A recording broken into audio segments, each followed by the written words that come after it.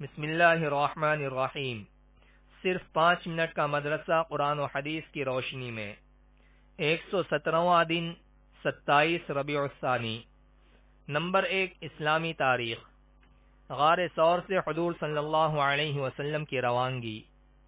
رسول اللہ صلی اللہ علیہ وسلم ہجرت کے دوران غار ثور میں جمعہ، سنیچر اور اتوار 3 دن رہے۔ پھر جب مکہ میں شور و ہنگامے میں کمی ہوئی تو مدینہ کے لیے نکلنے کا ارادہ فرمایا۔ عبداللہ بن اریقط کو راستے کی رہنمائی میں بہت مہارت تھی۔ انہیں حضرت ابوبکر رضی اللہ عنہ نے 2 سواری دے کر مدینہ پہنچانے کے لیے اجرت پر پہلے ہی سے تیار کر رکھا تھا۔ جب عبداللہ بن اریقط سواریاں لے کر آیا تو آپ صلی اللہ علیہ وسلم کی خدمت میں پیش کیا۔ چنانچہ آپ صلی اللہ علیہ وسلم نے ایک اونٹنی قیمتاً پسند کیا۔ اس طرح حضور صلی اللہ علیہ وسلم، حضرت ابوبکر، عامر بن فہیرہ اور عبداللہ بن اریقط مدینہ کی طرف نکل پڑے۔ ان حضرات نے عام راستے کو چھوڑ کر ساحلی راستہ اختیار کیا۔ اسی سفر میں آپ صلی اللہ علیہ وسلم کا گزر معبد کے خیمے سے ہوا تو آپ صلی اللہ علیہ وسلم نے معبد کی اجازت سے ان کی خشک تھنوں والی اور کمزور بکری سے دودھ دوہا۔ سب نے سیر ہو کر پیا، پھر دودھ دو کر معبد کو دے کر سفر کا رخ کیا۔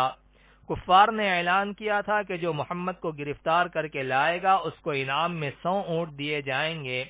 چنانچہ سراقہ بن مالک نے اونٹوں کے لالچ میں گھوڑے پر سوار ہو کر پیچھا کیا۔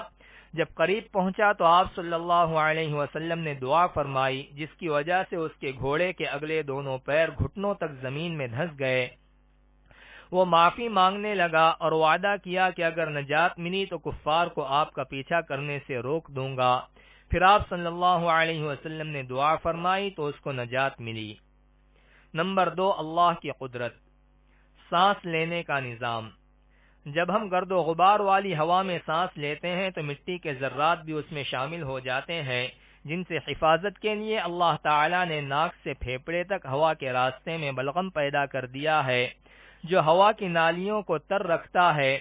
جب ہوا ان نالیوں سے گزرتی ہے تو اس میں موجود گرد و غبار بلغم سے چپک جاتے ہیں اور صاف ستھری ہوا پھیپھڑے میں پہنچ جاتی ہے۔ پھر بلغم کے ذریعے یہ گرد و غبار سانس کی نالیوں کے باہر آ جاتا ہے۔ سبحان اللہ! اللہ نے اپنی قدرت سے ہمارے پھیپھڑے کی حفاظت کا کیسا غیبی انتظام فرمایا ہے۔ نمبر 3، ایک فرض کے بارے میں۔ نمازوں کو صحیح پڑھنے پر معافی کا وعدہ۔ رسول اللہ صلی اللہ علیہ وسلم نے فرمایا، 5 نمازیں اللہ تعالی نے فرض کی ہیں، جس نے ان کے لیے اچھی طرح وضو کیا اور ٹھیک وقت پر ان کو پڑھا اور رکوع و سجدہ جیسے کرنا چاہیے ویسے ہی کیا، تو ایسے شخص کے لیے اللہ تعالی کا پکا وعدہ ہے کہ وہ اس کو بخش دے گا، اور جس نے ایسا نہیں کیا تو اس کے لیے اللہ تعالی کا کوئی وعدہ نہیں، چاہے گا تو اس کو بخش دے گا اور چاہے گا تو سزا دے گا۔ نمبر 4، ایک سنت کے بارے میں۔ بیماروں کی عیادت کرنا۔ رسول اللہ صلی اللہ علیہ وسلم بیماروں کی عیادت کرتے اور جنازے میں شریک ہوتے اور غلاموں کی دعوت قبول فرماتے تھے۔ نمبر 5، ایک اہم عمل کی فضیلت۔ نماز کے لیے پیدل آنا۔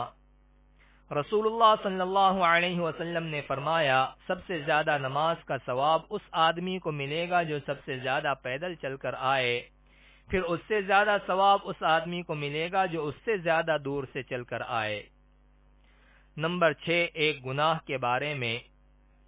مسجد میں دنیا کی باتیں کرنا۔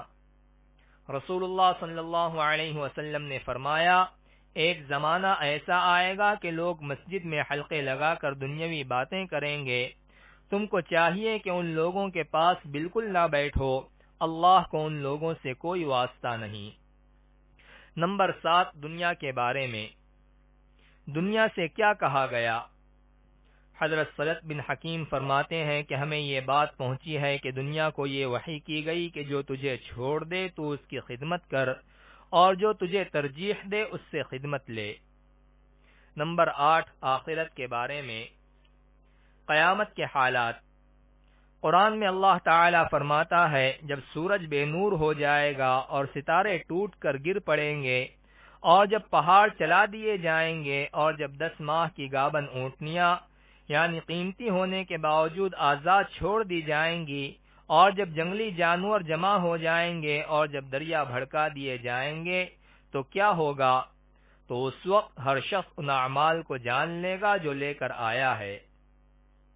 نمبر 9، طب نبوی سے علاج، پچنے کے ذریعے درد کا علاج۔ حضرت ابن عباس رضی اللہ عنہما بیان کرتے ہیں کہ رسول اللہ صلی اللہ علیہ وسلم نے احرام کی حالت میں درد کی وجہ سے سر میں پچنا لگوایا۔ خلاصہ، پچنا لگانے سے بدن سے فاسد خون نکل جاتا ہے جس کی وجہ سے درد وغیرہ ختم ہو جاتا ہے اور آنکھ کی روشنی تیز ہو جاتی ہے۔ نمبر 10، قرآن کی نصیحت۔ قرآن میں اللہ تعالی فرماتا ہے، تم اللہ اور اس کے رسول کی اطاعت کرو اور آپس میں جھگڑا نہ کرو، ورنہ تم بزدل ہو جاؤ گے اور دشمن کے مقابلے میں تمہاری ہوا اکھڑ جائے گی، اور مصیبت کے وقت صبر کرو، بے شک اللہ تعالی صبر کرنے والوں کے ساتھ ہے۔